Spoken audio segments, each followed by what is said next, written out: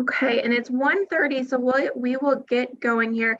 My name is Caitlin Simianco, and I am with ECIA. And if you heard my conversation just shortly before with Julie about our USDA grants, we do have a lot of trainings that are coming up.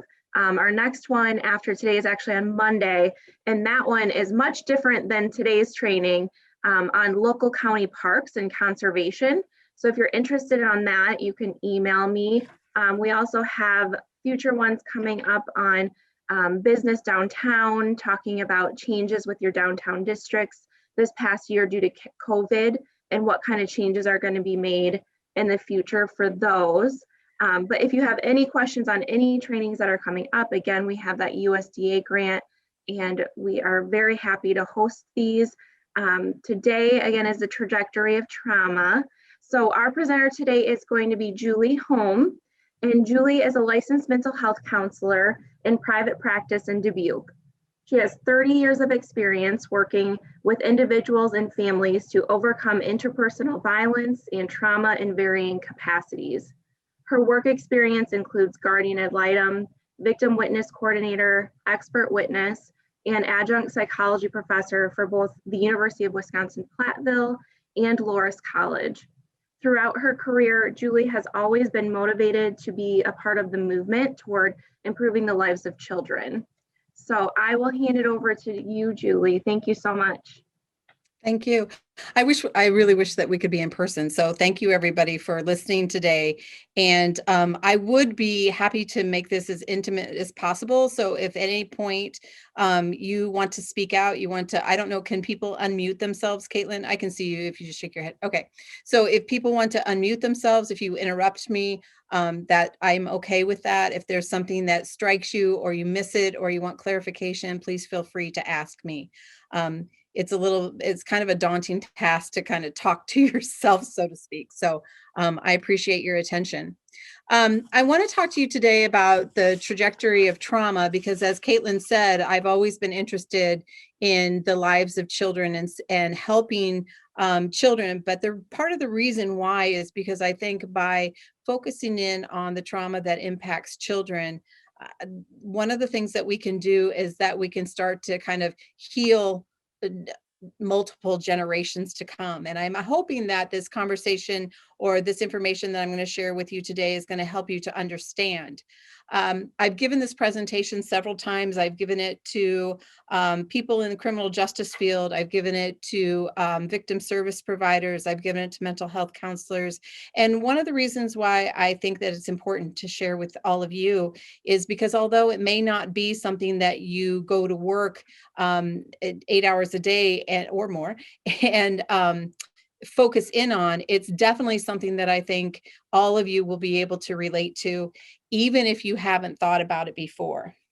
And so part of what I'm going to share with you today is going to be, after I give you a little bit of kind of background and some kind of basic information, platform information, if you will, I'm going to share with you a personal, one of my own family's traumas.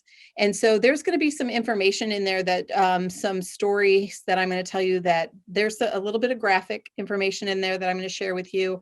And so if anybody has any kind of reaction to it or unfavorable reaction, I would be happy to speak with you privately. You can get my information from Caitlin. I can share my information at the end.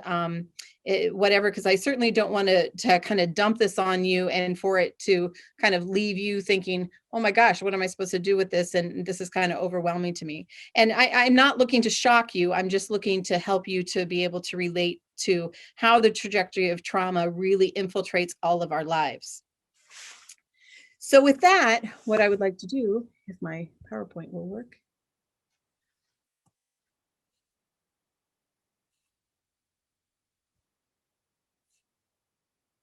There it goes. Just sharing with you a little bit of the objectives.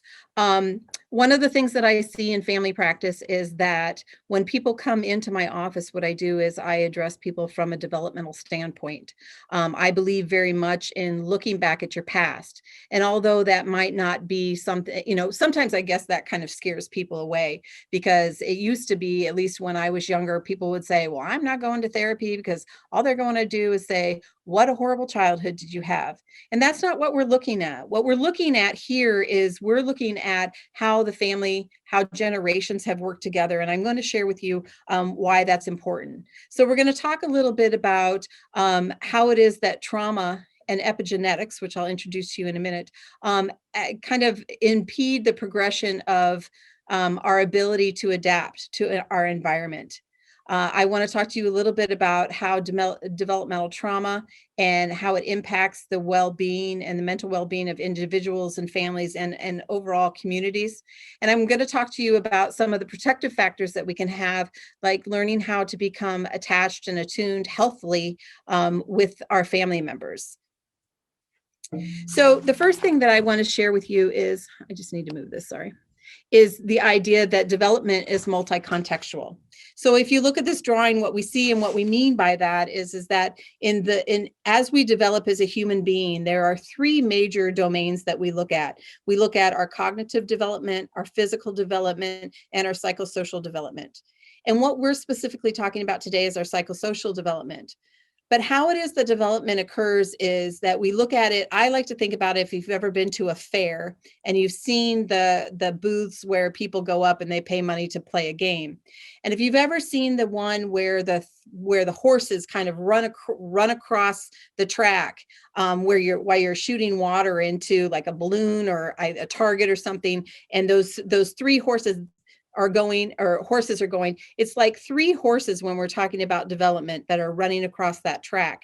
And what happens is that sometimes the cognitive horse is running ahead of the physical horse, or sometimes the physical horse is running ahead of the psychosocial development horse. But what we see is that when trauma comes along, sometimes what it does is it makes that emotional development or the psychosocial development leaves that horse dead in its tracks. And it's hard for us to understand sometimes, because we look at a person and we might think, well, they look okay. They don't look like they have any kind of developmental delays. But what we know is that, if for any of you who have ever had kind of suffer any kind of emotional trauma, is that it doesn't always show on the outside. And it also doesn't show in terms of cognitive development.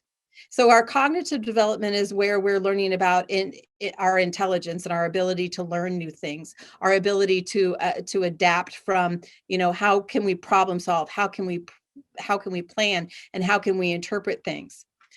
But when psychosocial development sometimes is arrested due to trauma, that trajectory of how that kind of overshadows our overall development can be really a negative impact, regardless of how far our horses of cognitive and physical development are running, and even if they win the race.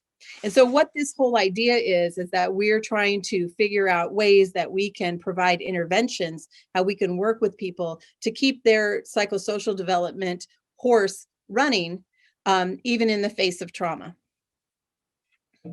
Trauma, I put a definition on there for you. All of you are probably have heard trauma is something that's kind of thrown around in our everyday wording now. It wasn't 10, 15 years ago. We really didn't hear anybody talk about trauma.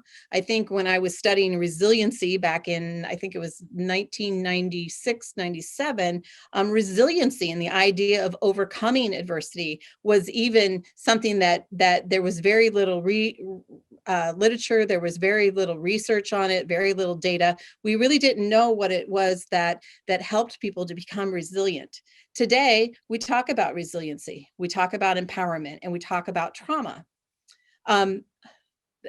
Oops, this was supposed to be the next one. I'll have to go backwards. So when we look at trauma, what we have to do is we have to understand that traumas don't necessarily have to be big things like war. They don't have to be big things like you were necessarily sexually abused or that you were physically abused as a child. It doesn't have to be that there was actually even a death of somebody who was very close to you. It can be what we call a little t.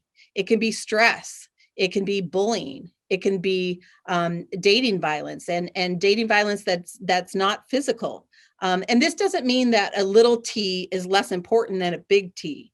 In fact, it's the opposite. What we're saying is that little t's, things that we would consider to be like, oh, that's not a big deal, that happens to everyone, those can be a trauma to anyone, and they can have the same kind of impact, especially when we have what we call complex trauma, which means that we kind of stack traumas on top of each other, that we have little t after little t after little t, and then throw in a big T. And why that matters is because what we have in terms of our psychosocial development is that we know that we have stages. Stages. And so this slide kind of shows a little bit of an outline of the stages of psychosocial development. And what you'll see is that it goes all the way through maturity, past the age of 65, which is kind of another new idea when we think about psychosocial development and changing as human beings, because it used to be that you got to be 65 and you retired and you were ready for the nursing home. And life isn't like that for most people anymore. Most of the time, what we recognize is that people can still learn new things. They can build on their past experiences in a positive way. And so I want to impress upon you that if through this discussion that we have today or this talk that I give to you, I want you to know that no matter where you are in terms of where you are in stages of psychosocial development, there's always an intervention that can help. There's always something that can get that horse to get moving again.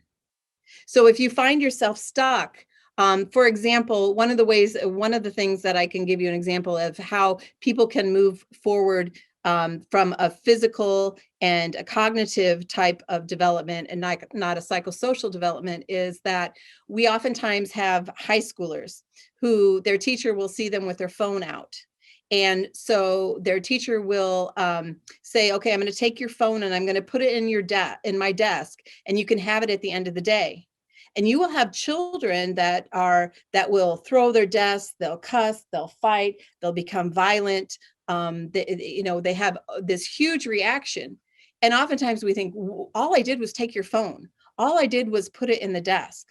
But what we don't realize is that this may be a child who has an arrested sense of psychosocial development due to a trauma that happened in their home and due to possible neglect, where they weren't ever able to learn that what we call object permanency. And object permanency is when you learn that if your mom takes a ball and she puts it under the rug, that your ball is now under the rug. Because this would be a child who had grown up where there were a lot of inconsistencies, where people didn't do what they said they were going to do, and people weren't there when they said they were going to be there. And so the way that their brain gets programmed, their psychosocial development, not their cognitive and not their physical, but their psychosocial development, because of this trauma neglect, what happens is that they don't trust people. And so you can see how this kind of sets the ball in motion for this trajectory where this is a lifelong impediment to this person's overall development. So I want you to keep in mind as I talk to you a little bit about my own family story, about the different people that we'll be talking about and thinking about their psychosocial development, where they're supposed to be at that point in time. Just to kind of preempt you a little bit, I'll tell you that I'm going to talk about one of my cousins who during adolescence, he was saying, who am I? Who can I be? He was caught in identity versus role confusion. And when I tell this story, and spoiler alert, is that I'll talk about the tragedy that he had in his late adolescence and how he's still kind of stuck there today. So one of the things that I think is also important, and I kind of just threw this slide in there today because I think that this kind of really can can push this point of understanding in terms of how it is that we know, because, Julie can sit there and she can say, well, this happened, this little kid, he never had consistency, but he should know that his phone's in the drawer, and he should know that his teacher is a trustworthy person. And this really shouldn't impact his psychosocial development. So I want to throw a little bit of real life data out there to you, and a real life study called the ACEs study. And is anybody familiar with the ACEs study? Okay, Shirley is. Anybody else? Okay, Caitlin has an emoji. I didn't know about those. All right. Okay, so a couple of people are familiar with the ACEs study. Kind of the background of the ACEs study is that it started out actually as a weight loss study. And what had happened was that there was a Dr. Folletti, who was it Folletti or Felici? I can't remember his exact name, but I know it's an F, and I know he lives in California, and I've talked to him, and I didn't come up with the study, it's his. But anyway, so he came up with this study, and what he was recognizing that when they were putting people through these weight loss trials, that people were losing huge amounts of weight, like they were losing 80, 100, 150, 200 pounds. And it was a really, really successful. And part of the programming to do this, the weight loss study, was that you had to meet with a counselor and you had to talk with them. And what they found was that when people stopped going to the counselor and people weren't getting that kind of attention, that what happened was that those people were starting to regain their weight. Even though that they had been successful for a year or a year and a half, they would go back and they would regain the weight and they would gain more weight. And so they couldn't figure out what was going on. So they started breaking down the data of the information that they had gathered from these people. And they were asking them questions, all kinds of questions about themselves, like, had your parents been divorced? Was there domestic violence in your home? Was anybody incarcerated? As well as positive things, looking for protective factors to see that, did you have good things in your home? Did you have close, secure relationships? And what they found was that there was a correlation between those people who were not able to sustain their weight loss and people who had what we called adverse childhood experiences. And so they have actually developed a list. If you're interested, you can look at ACEs study. I'm not going to belabor that point.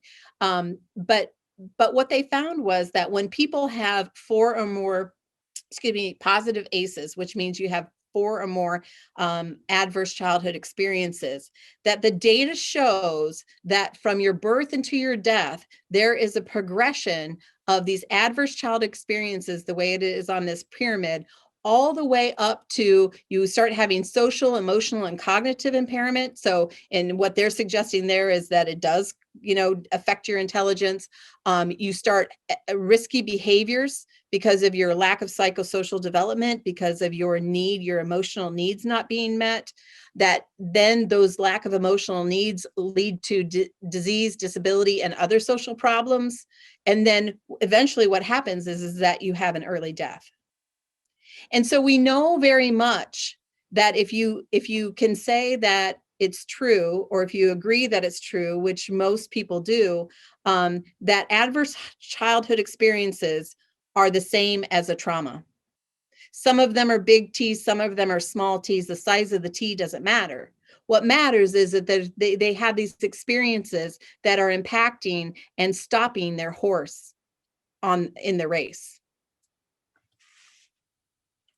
So what we do from that is we say, okay, this is what happens to this one individual, but, that's just a bad egg. Or, my Uncle Harold, he was always kind of a jerk anyway. And so that's really not going to affect anything. And, I really like my cousin, Adelaide, and she's a really nice person. And I don't think that, even though her father, Uncle Harold, is a real jerk and he has a temper. And, I think sometimes that it's probably because his dad beat him with a belt, or that was just the way we did things, and it doesn't really matter. What the idea and the concept of epigenetics is showing us, which is what I have on the slide right now, is that's not true. It does matter what happened to Uncle Harold, because it's very likely that whatever happened to Uncle Harold will be carried into the genes of Adelaide, which will be carried on to the genes of Adelaide's offspring. And I put this concept on the Bible not to be religious, but to show you that what we see is that this concept of epigenetics that has come since the Human Genome Project in about 1984, when we started studying DNA and we found out about DNA and how DNA changes throughout the generations, what we can see is that this is a concept that was even written in the Bible. And you can read it for yourself. I guess I could read it. The Lord is slow to anger and filled with unfailing love, forgiving every kind of sin and rebellion, but he does not excuse the guilty. He lays the sins of the parents upon their children. The entire family is affected, even the children in the third and fourth generations. And whether or not you believe in the Bible, that's not really, I'm not questioning that. I'm not trying to bring religion in it, like I said before. But what I want you to know is that this concept has been around for a really long time. And science, again, with the Human Genome Project and all the work that's done on DNA is showing us that it proves to be true. And so I'd like to share with you how one of the studies that has been done to show this, and which is the reason why I had the mice on the bottom. So if you consider that each one of those boxes of mice is a generation of mice, we have the first generation of mice and the smelling cherry blossoms. And what the scientists did was that when this generation of mice would go to the cherry blossoms, they would zap their little feet so that the mice would run away from the cherry blossoms. And so they would keep introducing a zap to the feet anytime the mice would go to smell the good smelling cherry blossoms. And what happened was these mice developed an aversion to cherry blossoms. And then what they did was that they would allow the second generation of mice to go to the cherry blossoms and not get their feet zapped. But what they noticed was that the second generation mice were a little bit scared of the cherry blossoms, unlike what the first generation was when they were introduced to it. And then what they did was that they did zap them after a while. And so what they then found was that the third generation wouldn't even go by the cherry blossoms. So what they surmised was that the experiences that happened to the first and the second generation of mice affected the genetic components of the third generation of mice. So they had learned through their genes and their DNA, because they weren't with their little moms and dads, they learned through the genes of their DNAs that cherry blossoms were dangerous. And so that can be a very good adaptive thing from an evolutionary concept. But what's happening is that what we're taking from this in the field of psychology is that we're learning that things that happen to me are going to affect my grandchildren. And things that happen to my grandparents and my great-grandparents and the adverse experiences that they had, big T's or little t's, are going to affect me. So some of you, I have people who come into my office and say, well, I'm an anxious person because my mom was an anxious person. But sometimes we have people who, because of that multi-contextual and multi-directional effects of the way that they've been raised, you might have somebody who, just because of if the stars, so to speak, kind of align right, you have a child who who develops anorexia. And maybe to a mom who's a healthy eater, she doesn't constrict, dad doesn't constrict, there's no people who the child is visible to, but it could be that maybe great grandma restricted. And anorexia is very much one of those genetic traits that we have seen that can skip generations. And we know that the DNA gets reprogrammed so that the brain is more susceptible. It was probably, I don't want to say the year because I don't know, I can't remember quite specific enough, but if you've ever heard anybody say, well, we had these many people who are alcoholics in our family, so that means I'm going to become an alcoholic. Well, we know that isn't true anymore. What we know is that there's a combination between the nature and nurture. And we know that you can have the nature, you can have the predisposition because of your genetics, but we also know that the environment has to be right. The environment has to be right. But again, it's that multi-directional, multi-contextual, whatever happens in your individual path. And so obviously, or maybe not so obviously, what we want to do is we want to make sure that we have those kind of protective factors that we need in order to help kind of bring back or stop that trajectory of trauma. Anybody have any questions?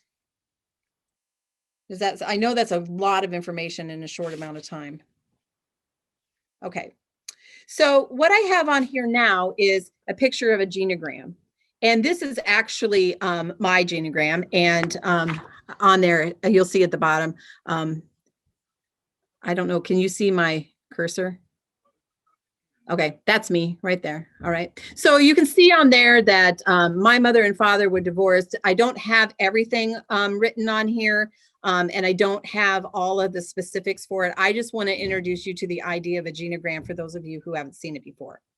A genogram is a tool that we can use to look at our family system.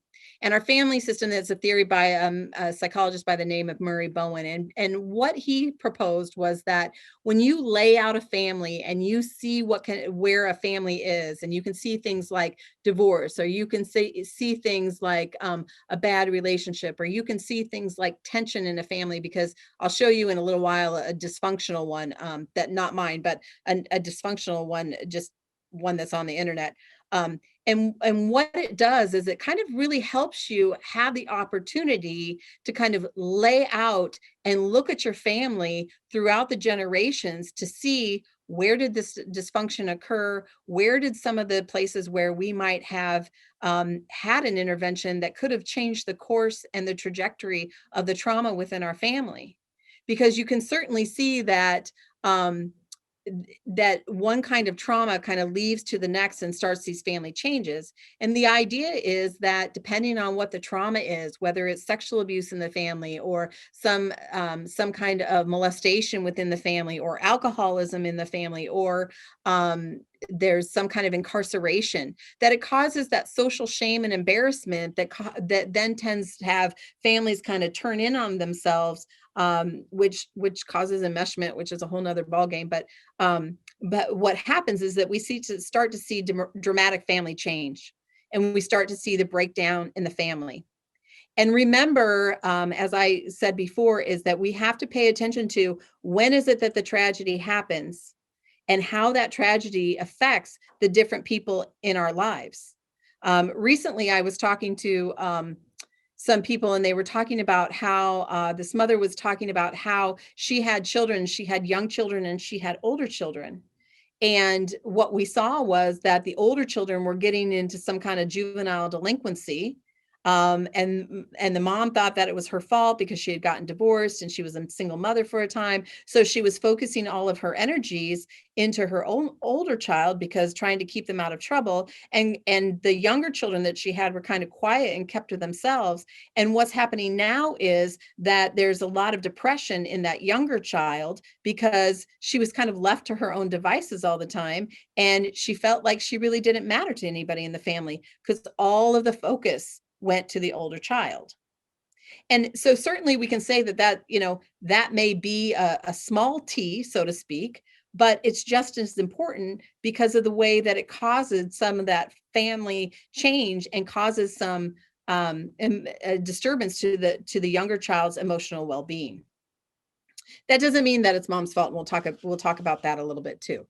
But what we see is that as trauma increases throughout the generations, the family begins to fall apart, and without any kind of positive intervention, without any kind of stopping the cycle, so to speak, what we see is that we have multiple generations of tragedies. And we can certainly see that in some cultures, is that we see people who haven't had the positive interventions that they need be able to rise above the psychosocial injustices that they've had to live through.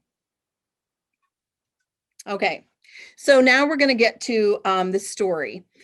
And I begin this story by showing Marla Jean, because this part, and I in no way, shape, or form saying that this was the only tragedy that happened to my family, but this is a picture of my Aunt Karen, who is the older one here, and my Aunt Marla Jean, who is the little one here. And as Marla Jean and and the rest of my family started out is that for the most part, prior to them being born, my grandparents were pretty stable. This is a picture of my grandmother. That's actually my grandmother right there. And she doesn't like her haircut. But as you can see, this is her too in the middle. And they didn't get much better at cutting her hair. But this is my grandmother and this is her family. And this was her father. And my great grandfather was a very industrious man. He was an inventor. He invented great things. He invented school crossing signs. He invented a turn signal on work trucks so that people wouldn't get hurt in the following work trucks into the workplace. He had the first patent on a electric hair clippers. I mean, he was part of the reason was he was kind of cast out of his house at 16. He had to make his own way in the world.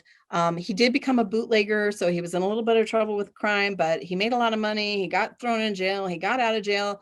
But he had 4 marriages. 2 times he was married. And to tell you a little bit of his taste in women, one woman he was married to was the woman Grant Wood's niece that's in American Gothic, and we all know what she looks like. So he was married to her. They married twice. Once, the first time they got married, they wanted to have children. They couldn't have children, so they divorced, and then she said she'd have children, but then she couldn't. So then the second time they didn't stay married very long. But anyway, that's side of the story. The issue is that they were a pretty functioning family despite the divorces and the things that had happened. My grandmother talked about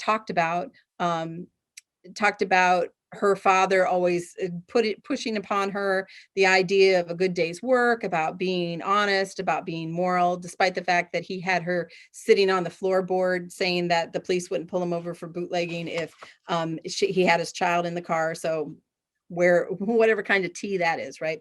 And then on the other side of the family, we have over here, and there's a little newspaper clipping about my other great grandfather, who was the father of my grandpa that I'm going to be talking about.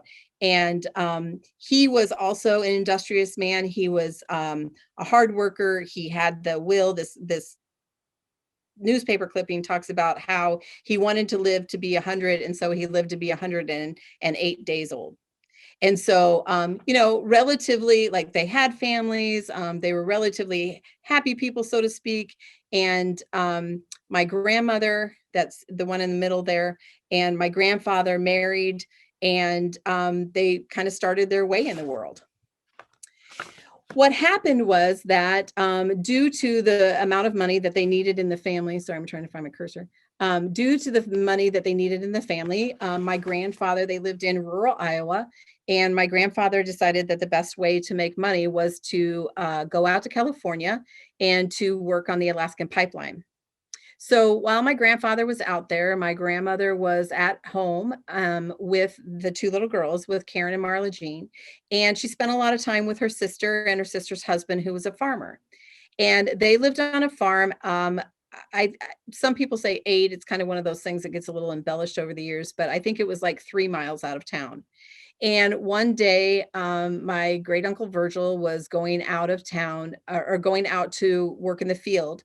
And so he came into town and picked up my grandmother and dropped her off, and dropped off Karen and Marla Jean to go to scald chickens with her sister. And so the girls were playing outside. My great aunt did not have any children at the time. So it was just the 2 little girls, and they were playing around outside while they were scalding chickens.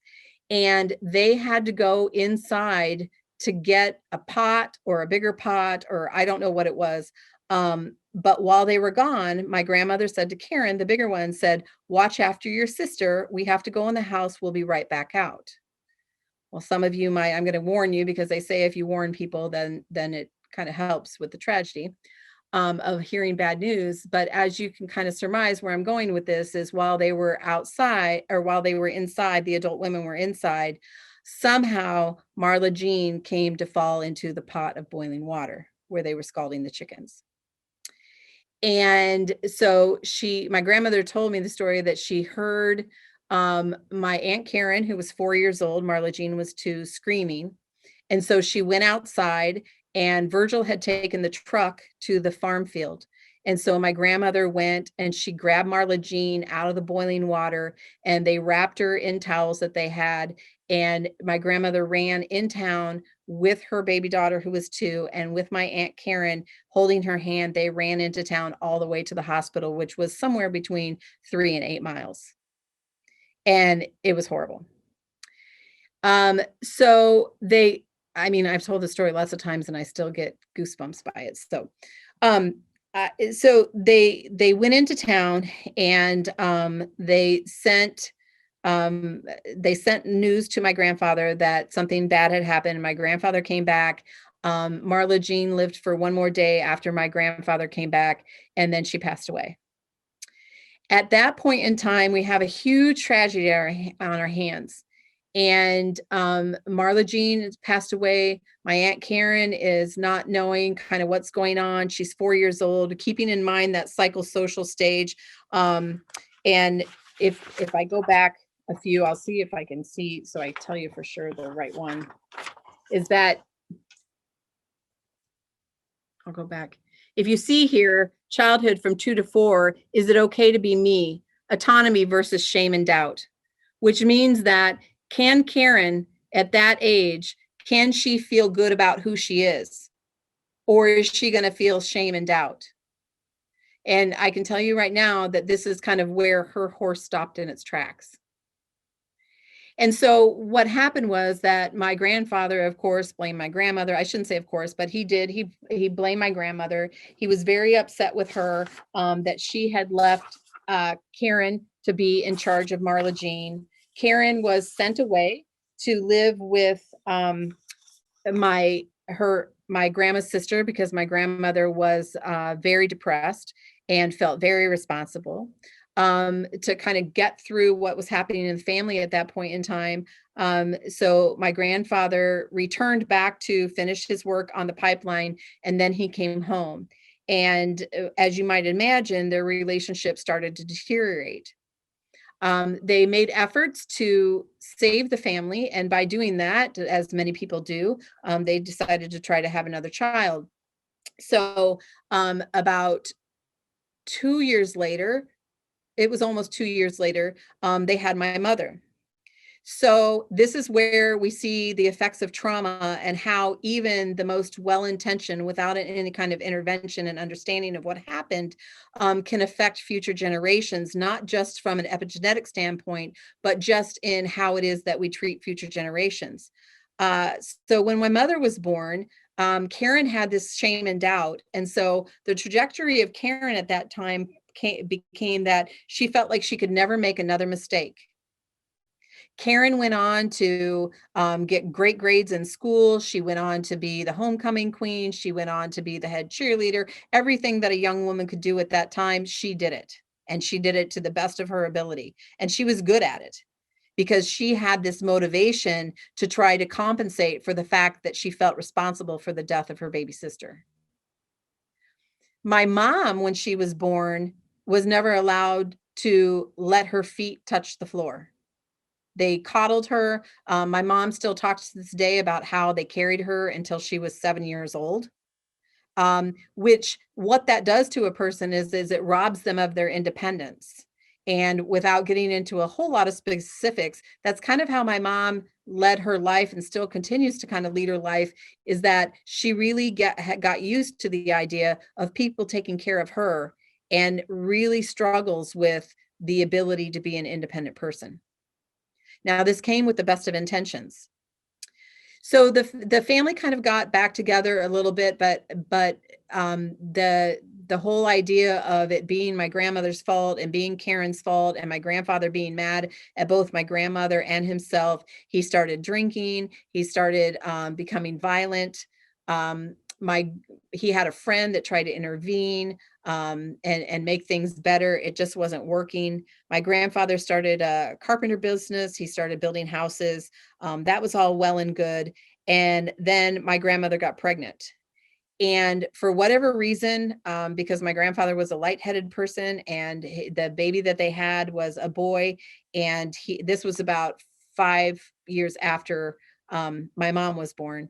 They had this son, and my grandmother was excited because she thought, well, now, now he has a son, he's going to feel better. But it didn't turn out that way. He started drinking more. He became violent with my grandmother. Long story about this short is that at one point in time, when my uncle was about 14 years old, my grandfather beat up my grandmother and kicked she and my her son, his son, which it is his son, kicked them both out of the house. So my grandmother, trying to be resilient and having this son, went and started working for Kmart, being the manager of the wig department. They subsequently divorced, but kind of what the aftermath was of that, because my uncle had tried to defend his mother, my grandfather and my uncle's relationship fell apart. So if you can imagine, for the first 14 years of my uncle's life, what happened was that he saw a really dysfunctional family. He saw a lot of sadness. He saw a lot of depression. He saw no good interactions between his mother and father that made him feel like he could go back to his father. And so he kind of adopted some of that. Okay, I'll take care of myself, and went on. I'm going to prove something to him. Now, you can say that there sometimes can be good things that come out of tragedy, but what happens is that if it comes in such a way that there's not, I want to say, like, goodness or good feelings or positive resolution to the situation, oftentimes even the most successful people will still have a really dark side. I think one of the things that I've been able to see in the media is that we see that sometimes in our in people in entertainment, or people in the government, who kind of get exposed after a while that, oh, we thought this person was an upstanding pillar. I think of Tammy Faye Baker for some reason. She was kind of a victim herself, but Jim Baker and all the things that he was doing, some of you might be too young to remember them, but regardless of that, what I'm saying is that, sometimes when people have that kind of, what I tend to call, unnatural motivation, what occurs is that after a while, pretty soon their kind of like ickiness or nastiness will start to trickle out. They may be able to keep it together, but that doesn't stop the effects of how they move it on to the next generation. So this brings us to my uncle, who subsequently got married. When he got married, he had 2 sons. And keep in mind, he didn't really know how to be a father because he never had a good, positive father role model. And so he pushed to be successful. He was successful financially. He married a very smart woman who was also socially, financially good.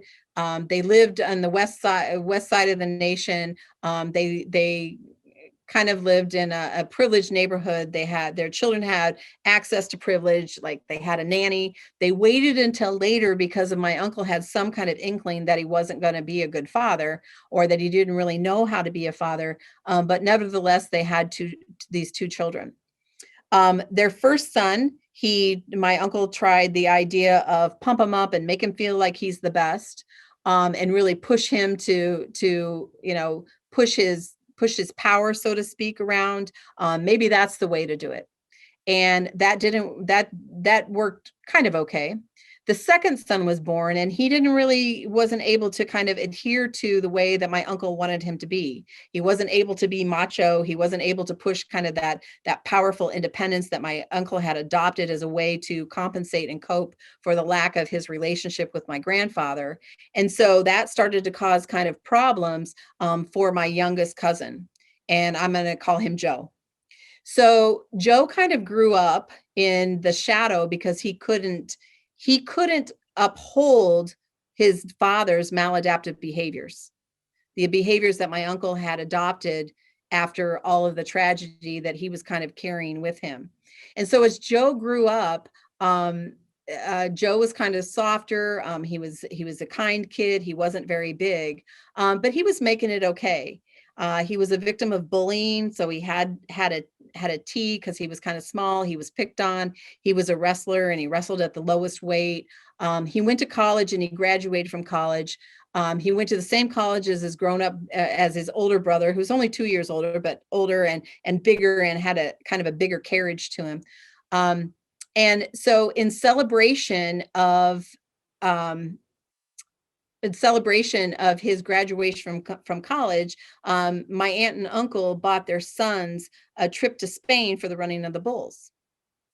So the boys went there, and when they went there, one of my older brother or my older cousin's friends, who was in the army, who was the son of some big commander, went along with them. Well, the problem was that he was one of the people that bullied my cousin. So anyway, these three guys, they're there and they're running with the bulls and they're having a good time. And after the running of the bulls, they go to a bar and they're sitting there and they're having a few drinks and they see some girls on the dance floor. And my older cousin, being kind of cocky, gets up and starts dancing with one of the girls. Well, the girls had a boyfriend, and one of the guys comes over and says, stop messing with my girlfriend and leave her alone and don't dance with her. And, you stupid Americans, blah, blah, blah, whatever he said. And so a fight ensued. Well, the bully, who was there with them as their quote friend unfriend, didn't want to get involved because he didn't want anything to happen to him because he was representing the military. So he sat down and he just kind of stayed out of it. Joe didn't feel like he was going to be safe, that his brother was going to be safe. And so in an effort to try to help his brother out, he goes and the two of them get into a fight with these two or three guys. I don't know how many were there. Well, unbeknownst to them, they were off-duty police officers in Spain, and they took him out back and they beat him to bloody pulps. And so we have another really big T. So because they were police officers, they had them arrested, and maybe they were guilty, I don't know, but they had them arrested. They had to go to the hospital because Joe's jaw was broken and he had to have his jaw wired shut. And so they put him in the hospital, and then after he was able to be released from the hospital, they put him in jail. My aunt and uncle got an attorney, got them extradited or extrapolated or whatever you want to say from Spain. They took care of all the charges. They came back, and so then they decided, hey, we need to do something about this. We need to have some good intervention. We need to do something about this tragedy that the boys have had. And my uncle was angry. Something that I forgot, at one point in time, they were roughhousing my uncle and Joe. And what happened, whether, I don't know for sure what happened, this is just kind of family folklore, but that my uncle had accidentally broken the arm of Joe because they were roughhousing too much. So it's kind of a rough and tumble house. Again, all that they look like they're very white privileged kind of people, but you never know what goes on behind closed doors, right? So the boys come back from Spain, they're recovering, and the older brother decides, I don't need any help. I can take care of this. I'm just not going to let anybody ever push me around again. And he heads off to the gym. So he heads off to the gym, starts pumping up. He meets a girl. He kind of gets lost in his relationship with this girl, and they kind of go their own way.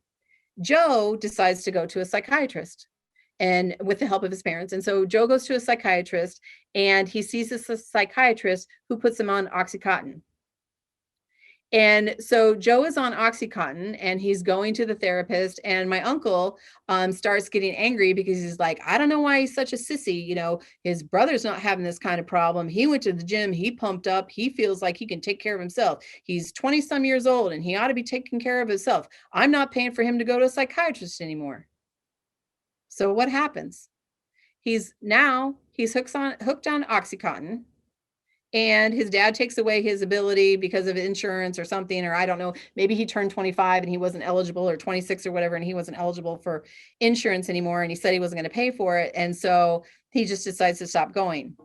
Well, at this point in time, he's addicted to the Oxycontin and doesn't have any access to get it anymore. He's not really improving because he's had too many T's. He's had too many traumas in his life, and he's really kind of struggling. For those of you who aren't familiar with, there's different levels of counseling. There's psychiatrists basically just do the medical side and the medicine side. Counselors and therapists and psychologists do kind of more of the different treatment modalities to help a person overcome. And he was just going to a psychiatrist. So this is a total plug for therapists, by the way. So anyway, so he didn't know what to do. Well, he had some money in a trust fund from his other side of his family. And so he starts spending his trust fund money and starts getting Oxycontin off the street. Well, his parents figure out that that's what he's doing. And so they, again, kind of use their white privilege, and they get an attorney to shut him down so he can't use the money from the trust fund, which may be a good thing. But at the same time, now we have a drug addict on our hands. So what does a drug addict do? If they can't get what they need, then because it does feel very much like a need to them because of that, he's become addicted to it now. So he starts stealing. And so he starts breaking into people's cars and boosting their radios and that kind of stuff and stereo equipment and selling it. Well, he gets caught. And so rightfully so, he gets caught, he gets charged, he gets placed on probation. And then he decides that some of this stealing is a little, and I'm not saying that any of this makes sense, I'm just telling a story, okay? So then he decides that it doesn't really, isn't really a very safe thing for him to doing. So he decides that maybe he'd be better if he was going to go down and break in people's cars if he had a gun. So where do I get a gun? Well, I know my brother has a gun. So he goes to his older brother's house and he decides that he's scared. And so because he didn't go to the weight room and pump up or whatever, and didn't get a girlfriend and didn't get married. So he goes to his brother's house and he takes his brother's gun. And his brother says, well, my brother's a drug addict and I want to help him, so I can't enable him. So instead of enabling him, I'm going to report him and I'm going to tell everybody that he stole my gun. So he reports that he stole a gun. So now this puts it, for those of you who aren't familiar, puts you into a kind of a higher bracket. You've stolen something that was more expensive and you stole a firearm, which is a federal offense. So he gets everything taken care of. He gets put on probation again for the second time, but now he's got a prison sentence hanging over his head. So he decides, well, this is serious and this is stupid. I need to do something. I need to help myself. I'm going to go to rehab. He goes to rehab. He gets out of rehab. He decides that he's going to get his life on track. And so he goes and he's trying to do odd jobs and things. He has a college degree, but he's not feeling like he's quite stable enough to work in his field, which I think is business. I'm not sure. So anyway, so he decides that he's going to do some odd jobs. So his brother, feeling bad and guilty about turning him in for stealing his gun, decides, well, I'll give you a chance. Why don't you come to my house, and my wife and I, or my soon-to-be wife and I, are going to do some remodeling. They were married at the time. We're going to do some remodeling in our house. You can help us out. You can tear up the tile and you can do some tiling. So Joe says, great, I'll go and I'll help. So Joe goes and he helps, and he's kind of on the right track, but he's kind of fallen off. He's having some relapses here and there, but he's not stealing from anybody anymore. And he's kind of using the money that he gets to buy cheap drugs like crack. And I don't know if they had meth out there, but he was buying crack and things that you can buy relatively cheaply, weed and those kinds of things. Something to feed his addiction, because even though he'd been to rehab, it didn't cure him.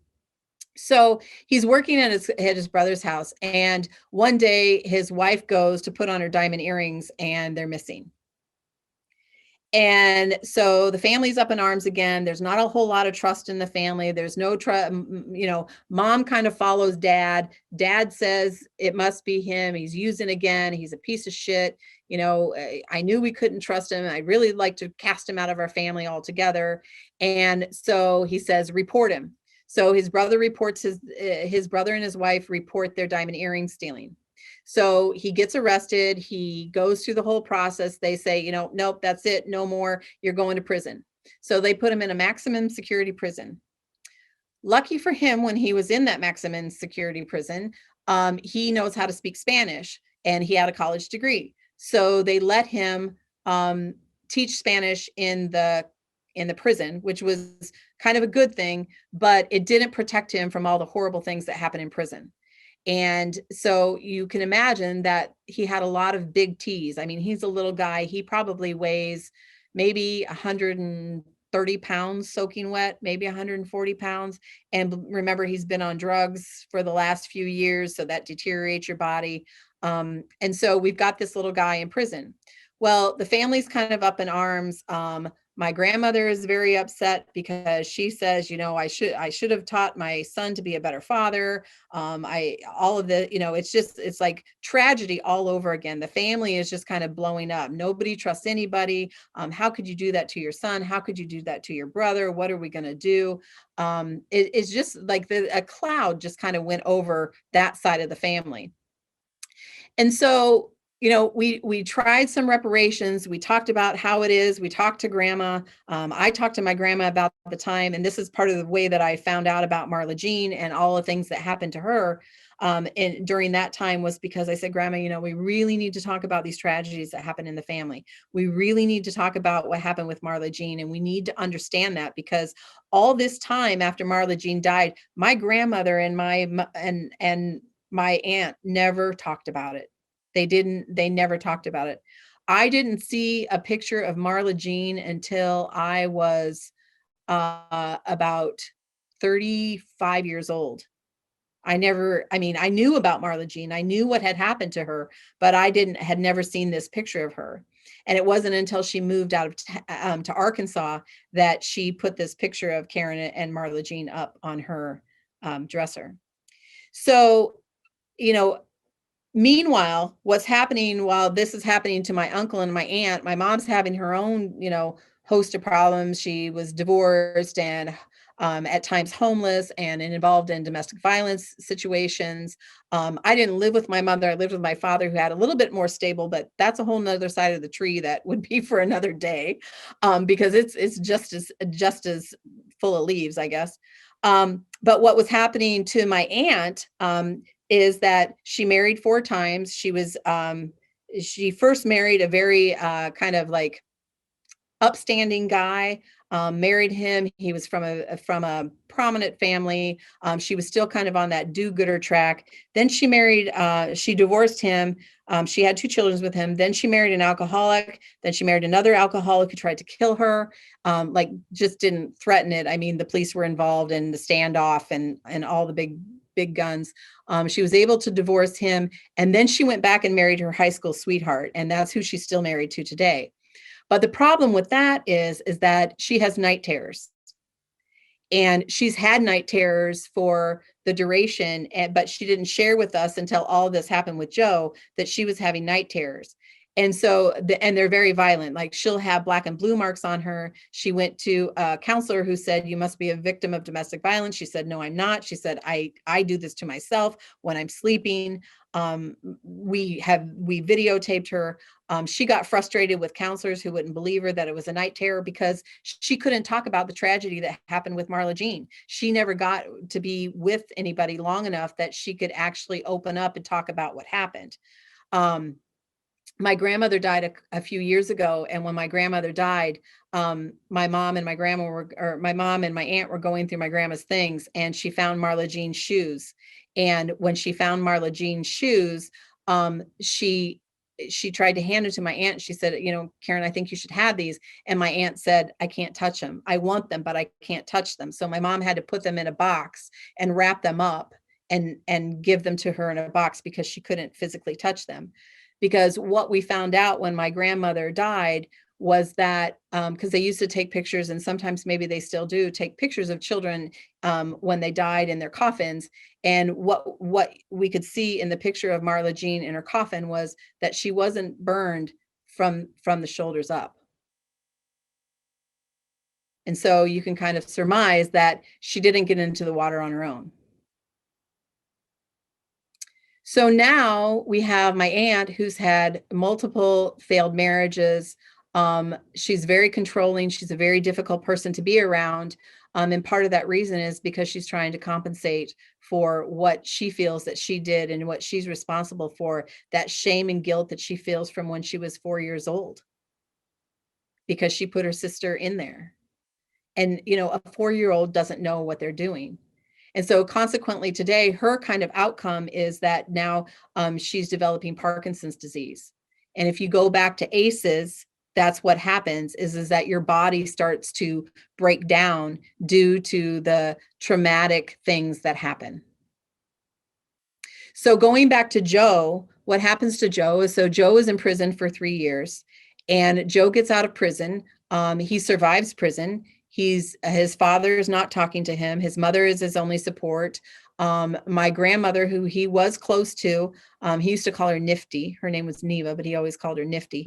And she died while he was in there. And so he didn't get to see her before she died. And he was out, and when he was out on parole, he got drug tested. He was doing pretty successful. He was doing a pretty good job of staying off the drugs. But if you ever learn anything, and maybe you will, about opioids, is that he still fights that addiction. And one of the things that happened about 2 months after he got out of parole, his older brother, and his wife, his brother got a promotion and was going to move down south, down by Texas. And when the movers came, they were packing up all their stuff, and they moved the bedroom dresser, and they found the diamond earrings. So, not that he wasn't responsible for taking his brother's gun, and not that he wasn't responsible for stealing people's radios and stereos out of their car, but he was sent to a maximum security prison, and he was raped. And it was because there was no trust in the family, and because they thought he took the diamond earrings that he never ever took. Which, you can almost hear the ripping of the sound of the family. And he now, since then, has worked on forgiveness and has gone to counseling to work on forgiveness.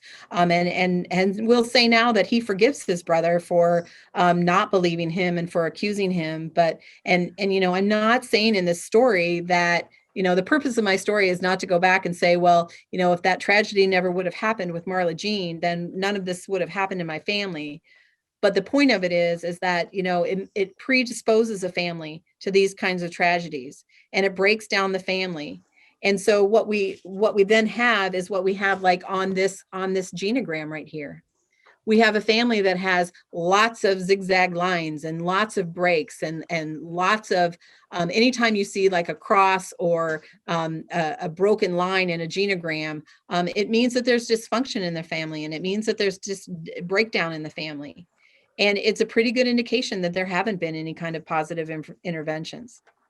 And so the reason why I share this family, and, I guess I usually say, and I didn't say this time, the caveat is that this is my perspective on my family, is that this is what can happen in a family when we don't have interventions, when we don't go to counseling, when we don't talk to a therapist, when we don't go and allow our vulnerabilities and the things that happen to us, and to share our tragedies, share our depression, and share our anxiety, and get help for it.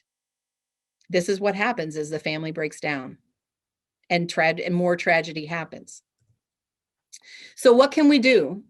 Hoping that we can find a bright side to all of this. What can we do? We can build protective factors in our family.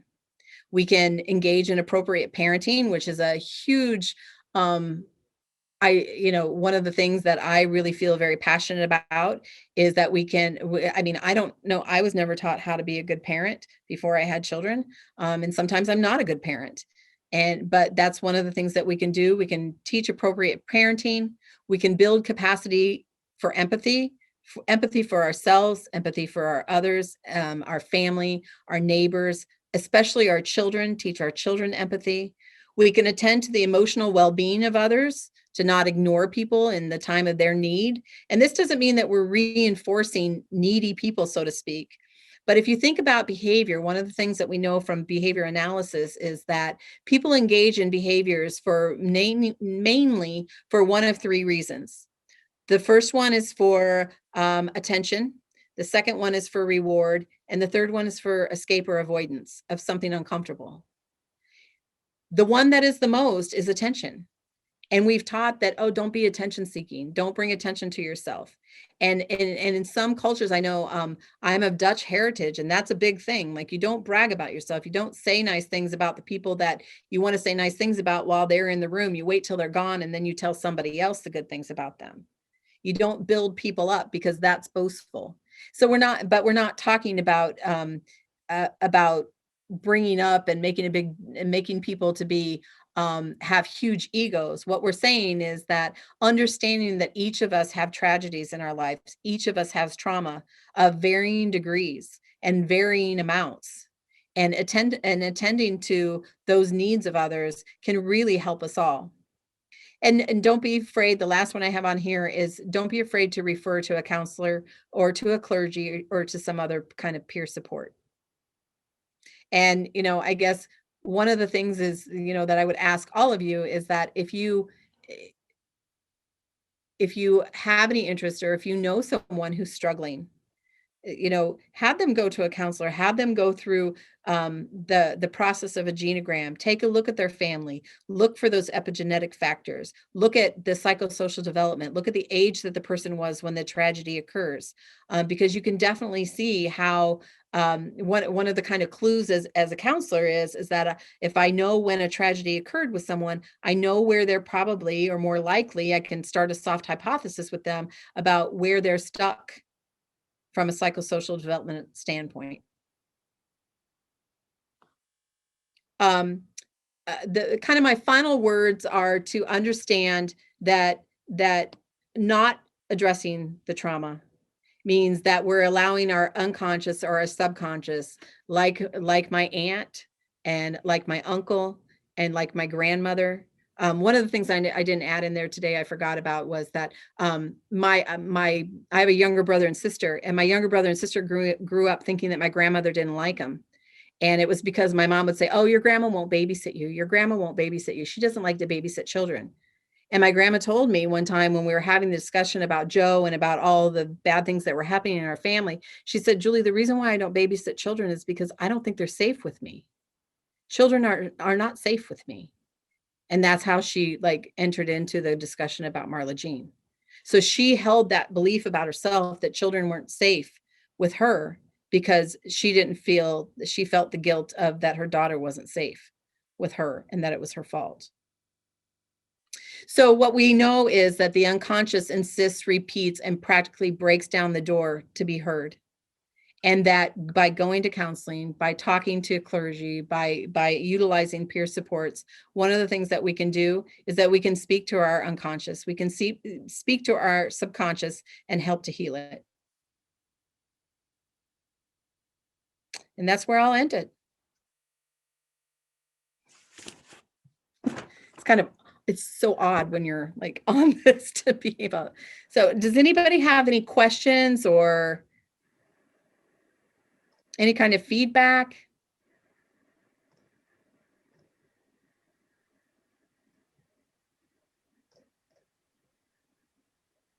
You can also put them in the chat box too if you're not comfortable in speaking. My name is Kristen and I'm from Clinton County, Iowa.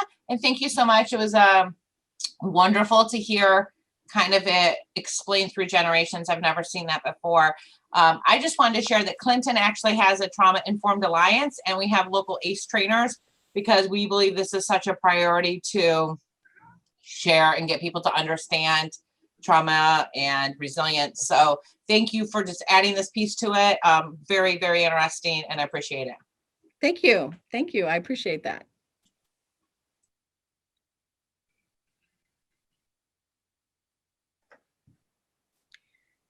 I think it'd be good if you could get your information to some school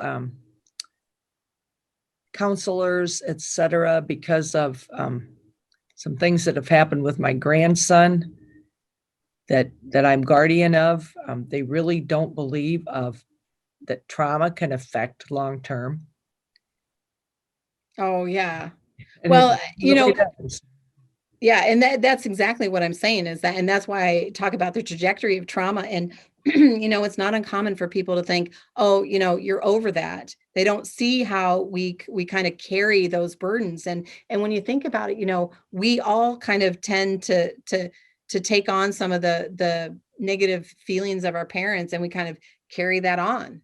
And what happens, unfortunately, is it trickles downhill to the next generation, not just through our genes, but also through our experiences and the way we treat each other.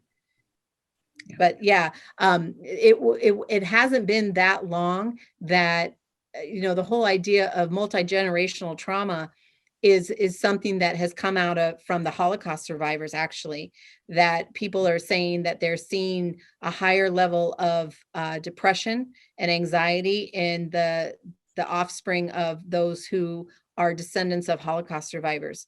And that was part of the way that it sparked that thinking. Another thing is that during the World Trade Center bombing, that those women who were in their third trimester of pregnancy, they saw that women who were under great amounts of stress and duress passed on more cortisol to their infants when they were born. And so not when they were born, but when they were born, they started measuring their levels of cortisol. And what they were able to see was that these children, in fact, did have high levels of cortisol in their system. And that's kind of the stress hormone. So these children were always under more stress than other children were who had mothers who were not under stress in their third trimester. So that's another way that we see that, if you're not feeling like you're living in a safe home, or if you're under financial burden or strain. And so you think of some of those people in those socioeconomic stratuses that are under a great deal of financial strain. And certainly, if we don't think that this is changing the genetic makeup of these children that they have in their home, we're not looking. We're allowing ourselves to be blinded by it. So it's really, I mean, just even with your grandson, Shirley, is that with just being detached from his mother, whether she's good or whether she's bad, or whether she has, whatever her situation is, that's a disruption in his development by not being able to connect and be connected with her. And it's hard for children to understand, even if their parent is not safe. And I'm not saying that she's not, but even if your parent isn't safe, there's a desire for connection there. So that can happen from death. It can happen from deployment. I mean, what we do to children when they are detached, even from their mothers or fathers who go overseas, who are deployed, that's deplorable in and of itself.